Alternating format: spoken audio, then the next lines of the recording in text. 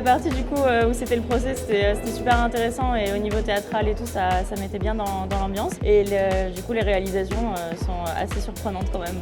Ça m'a plu, c'était très original, surprenant. Le premier prix était vraiment à couper le souffle. Ouais, à couper le souffle. Enfin, je sais pas, c'était terrifiant et à la fois génial. Donc bravo à lui. Non, il y avait une belle diversité, plein de milieux différents. Et ouais, une belle créativité, je trouvais. C'était très chouette. Je me suis dit, c'est vraiment le premier festival qui ose lier cinéma et IA. C'est quelque chose qui est quand même assez tabou à l'heure actuelle. Il y a plein de problèmes éthiques, de droits d'auteur et tout lié à ça. C'est quelque chose qui va être intégré au cinéma. Ce festival, c'est un petit peu le truc qui enclenche la fusion des deux univers qui étaient pour l'instant très dissociés. Hein. Bravo d'avoir osé, c'est génial.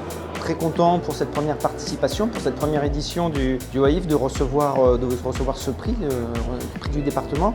C'est une très belle opportunité pour tous les créateurs IA de se mettre en avant et de présenter leur création. Et c'est bien qu'il y ait une telle initiative autour de l'IA.